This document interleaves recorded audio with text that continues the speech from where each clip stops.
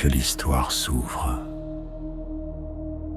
Sous une voûte de poussière, dans un air saturé de gravats et de silence, Nadir respirait par petites goulées, comme on respire quand la nuit touche les os.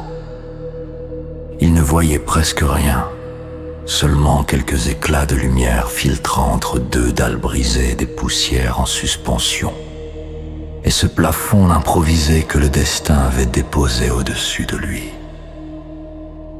Son corps était immobile, prisonnier, mais son esprit, lui, glissait. D'abord, un souvenir simple. Le matin où il avait renversé son bol de lait et que sa mère, au lieu de le gronder, avait ri ce rire, c'était comme une couverture chaude et Nadir s'en enveloppa mentalement pour oublier le froid qui lui grignotait la peau. Puis un autre, courir dans la ruelle en tenant un cerf-volant de tissu rouge, si léger qu'il semblait vouloir l'arracher au sol. Il se rappelait le vent qui sifflait dans ses oreilles, le goût de la liberté dans sa bouche, et cette sensation fugitive d'être un oiseau qui ignore encore les murs, les frontières, les bombes. Un morceau de béton grinça au-dessus de lui. Nadir se figea. Le monde entier semblait tenir dans un souffle suspendu. Pour se rassurer, il ferma les yeux et laissa un troisième souvenir remonter comme une bulle dans l'eau. C'était le soir où il avait confié à son père qu'il voulait devenir constructeur pour bâtir des maisons qui ne s'écroulent jamais.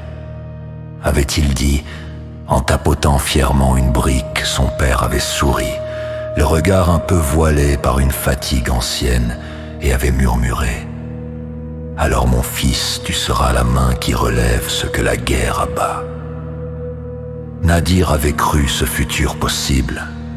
Il y croyait encore quelque part dans les lignes brisées de son cœur d'enfant.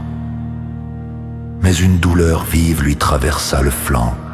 Son souffle se fit court.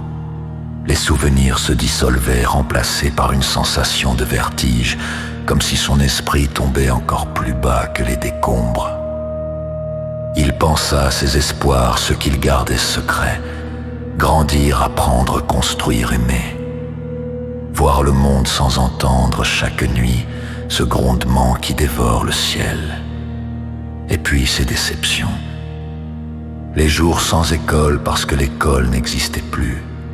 Les nuits où il comptait les explosions au lieu des étoiles, les promesses d'un lendemain meilleur toujours remises, toujours lointaines.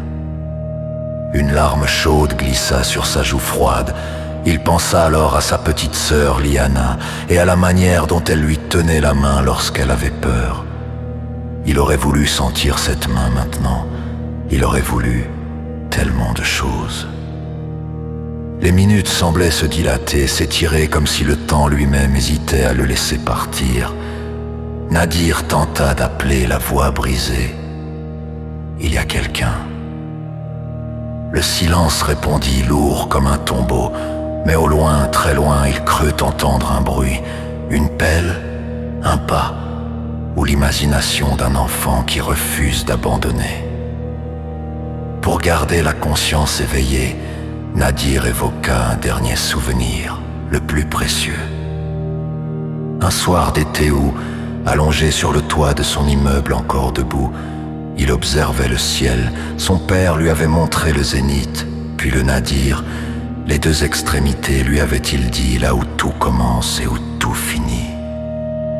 Nadir avait demandé « Et moi, je suis où ?» Son père avait posé une main sur son cœur. « Tu es entre les deux, là où l'on choisit. » Sous les gravats, un souffle trembla. Nadir comprit qu'il était maintenant lui-même ce point le plus bas, ce Nadir silencieux, témoin des innocences brisées. Il ferma doucement les yeux, et dans son esprit une dernière lumière parvint à se frayer un chemin, non pas celle filtrant entre les pierres, mais celle des vies qui s'éveilleraient peut-être en entendant son nom.